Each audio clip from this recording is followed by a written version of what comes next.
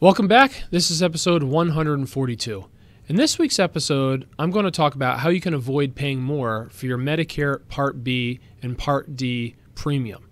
Since it's tax time of year, you've probably either filed your tax return or you're about to file it, and it's also the beginning of the year, I thought it'd be a good idea for you to understand how you could trigger this additional Medicare amount known as IRMAA.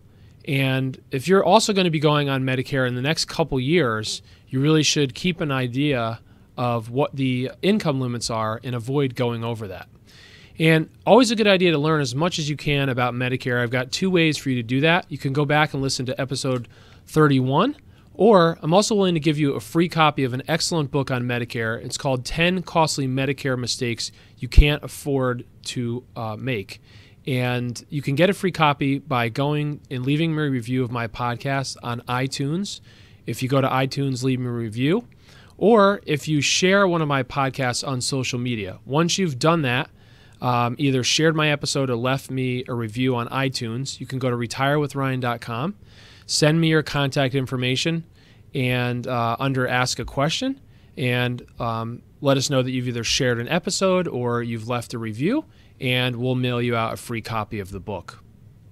So once you're enrolled in Medicare, or the first year that you enroll in Medicare, you'll be receiving a letter telling you how much you're going to have to pay for your Medicare Part B premiums for that year.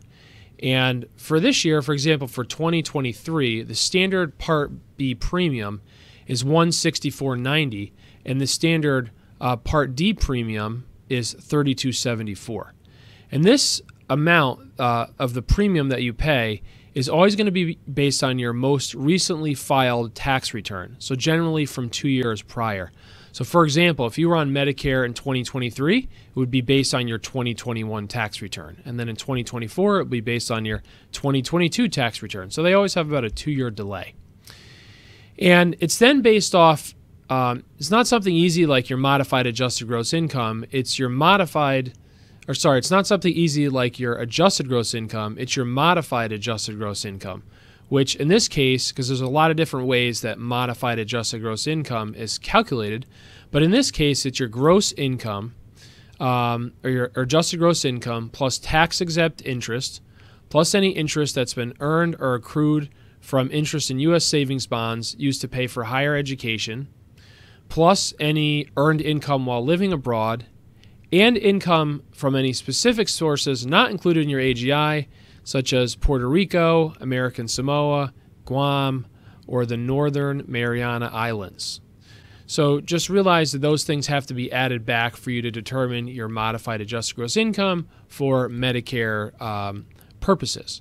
So I'll put a link in the show notes to the chart because there's different MAGI limits and there's also different tax filing statuses.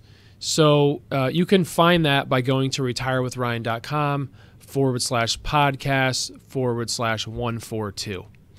And so we have a column for filing single, married filing jointly, and married filing separate. So for 2023, for example, if your MAGI was over $97,000 for single, just $1 over, or $1 over $194,000 for married filing jointly, your premium goes up from $164 to $230.80 per person. And for the Part D premium, you'd be paying an additional $12.80 per month.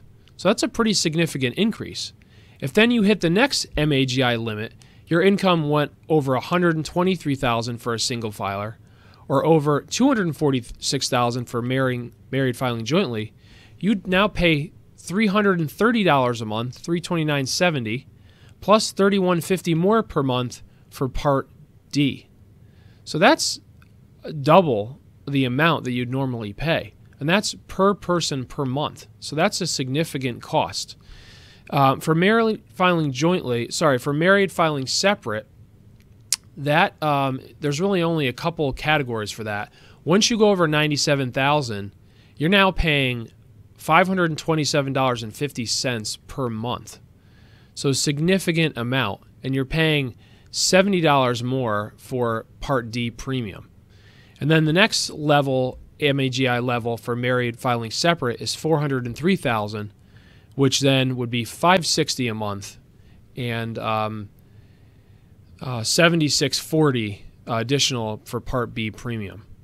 So for married filing jointly, and for single, single would cap out at $500,000, and married filing jointly would cap out at $750,000. You'd also be paying $560.50 for Part B premium per month, an additional $76.40 for Part D premium. So needless to say, right, you want to try to avoid this wherever possible.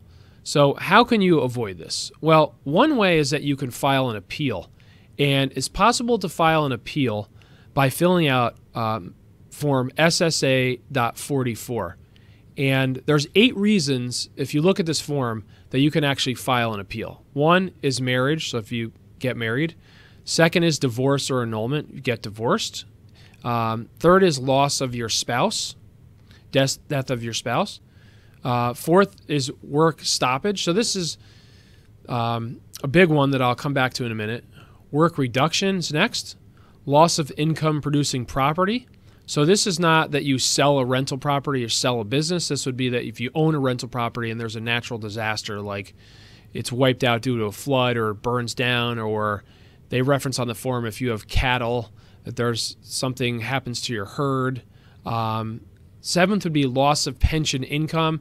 Your pension goes away or significantly gets reduced due to a bankruptcy or a change in your status. And then the last would be employer settlement payment. You get a settlement from your employer, a one-time payment that goes away. So that work stoppage, that's a big one for retirees, because if there's a work stoppage or work reduction, this can be a reason for you to appeal. So most commonly, if you think about you're enrolling in Medicare at 65, maybe you work half of the year or 9 months of the year, and now you're done working. Well, that first year that you get your first letter, if you were over the MAGI from 2 years prior, because both you and your spouse are you're over the limit, then that's a reason for you to appeal. So that's very straightforward. However, if you're going to work beyond that, maybe you're going to go on Medicare at 65 because it makes sense for you, but you're going to keep working for another 2 or 3 years. Well, unfortunately, that first year you go on Medicare, you can't use work stoppage or work reduction as a reason. But maybe in the last year of work, you could use that. So let's talk about the other ways, other than appealing, that you could actually, strategies you could use to reduce your income so that you don't go over that, right? This is where keeping an eye on your income, unfortunately, even when you're retired, you're going to need to keep an eye on your income, because there's a lot of things that you can do that are going to possibly push you over that limit. And that's okay if you know it. Maybe that's your strategy for 1 year. But if that's an accident and you had no idea, and now you get this massive increase in your Medicare premium, you're probably not going to be happy. So what are things you can do to reduce it? Well, you can donate money to charity. This would be way number 2. So once you hit 70.5, if you have money in a retirement account, you can donate a certain portion of that to a qualified charity, a 501c3 charity. And that helps reduce your IRA and also reduce your income because it's not taxable. You can also consider doing that once you hit 73. Right now, there's a difference between when you have to take RMDs. They now start at 73. But you can start this QCD, this qualified charitable donation, at 70.5. You could donate money to a donor-advised fund. That's a fund where you donate money to these funds, and then you choose over time how the money gets actually spent. You don't have to donate it all at once, but it can help you get a larger deduction on your taxes. So that is a way to do like a lump sum of donations, gives you a large deduction, but then you don't actually have to give it all away at once. You could also do a cash donation. If you want to donate money now and you're okay giving it to the charity now, you can donate cash up to 60% of your income.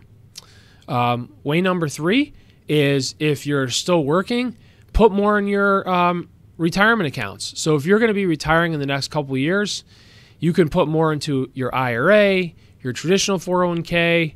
If you're self-employed, your solo 401k, SEP or simple. If you're still working on Medicare, these could be ways to reduce your income, or you could use this as a way to try to reduce your income for those next couple of years if you're going to be going on Medicare. You could also consider contributing to a health savings account. This is one of my personal favorite accounts to contribute to, but this also gives you a pre-tax deduction. And when you take the money out, it's tax-free. So that doesn't actually count towards your modified adjusted gross income, I say tax-free, but as long as you're using it for qualified medical expenses or you're reimbursing yourself for qualified medical expenses. However, please remember to stop making contributions to your HSA, both you and your employer, 6 months prior to when you go on Medicare, or you're going to have to take those contributions out. Consider withdrawing money from Roth IRAs. If you have money in Roth IRAs or Roth 401ks, that income does not count as modified adjusted gross income. So this could be part of maybe your strategy in retirement. You take some money from your Roths, take some from your traditional retirement accounts, and maybe that keeps you under the modified adjusted gross income limit every year for IRMAA. Way number 6, consider using tax-efficient investments and tax-efficient investment strategies. What do I mean by that? Well, anytime you trigger a capital gain or you're in an investment that generates a capital gain, that's earned income that gets added to your other income for the tax year to determine your modified adjusted gross income. So let's just say you're collecting Social Security, you're collecting a pension, and you've got some other taxable investments outside of your retirement accounts, and one of those investments generates a big capital gain of, let's say, $50,000. And that plus your other income pushes you up over the IRMAA limit. Well, unfortunately, now you're going to have to pay IRMAA for that next year, that income-related monthly Medicare adjustment. So keeping an eye on that. Now, you have some control over that. If you own individual stocks or ETFs, you have the ability to choose, when you buy and sell those, which will determine your capital gain. But when you're in mutual funds outside of retirement accounts, they're very tax inefficient because inside of the mutual fund, there's things going on, and you could get hit with a capital gain even though you didn't sell your mutual fund. So I would recommend considering if it makes sense to get out of mutual funds and switch over to individual stocks or ETFs because you have a lot more tax control. And then as you're managing your portfolio, this is one of those things you'll have to look at on a year-by-year basis with your advisor to see, okay, if I need this money out of my portfolio, how is that going to be taxed to me? Is it going to be a long-term gain? Is it going to be ordinary income? And am I going to stay underneath that IRMAA limit? And there might be certain years where you have to take the hit for more of a long-term strategy versus maybe some years you're over, some years you're under, right? There's different things you can do. Everyone's income's different. So you really have to look at where your income's coming from and do some projections about what it looks like in the future to know if there's things you can do to lower your IRMAA. And way number 7 would be before you reach 73, when you have to start taking out required minimum distributions, consider converting part of your traditional IRA, traditional 401k monies over to a Roth IRA. And I have a number of episodes on that, but what that means is that you're paying tax now to avoid paying more tax in the future, right? That's the whole premise of it.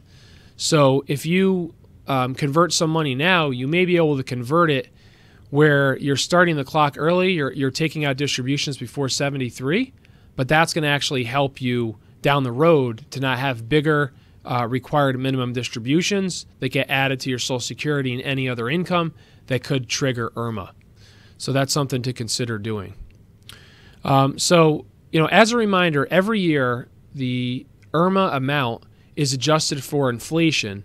So though we don't know what the future years will be, you can look at the last couple years' adjustments to get an idea of what the charts will be. And a safe bet is always to say that if you're under the 2023 number for IRMAA, if you're using that, if you're basing that for your income for next year, you're going to be okay. As far as I know, the IRMAA brackets have never lowered. They've always increased a little bit. So you can use that as your barometer, or you can estimate what you think the IRMAA increase will be for the next few years. So as a reminder, if you have a listener question, feel free to leave me that question by going to retirewithryan.com. And if you're interested in getting a free copy of the excellent Medicare book, please leave me a review or share one of my podcasts on social media. I greatly appreciate your continued listenership, and I wish that you have a great week, and I look forward to talking to you next Wednesday. Take care.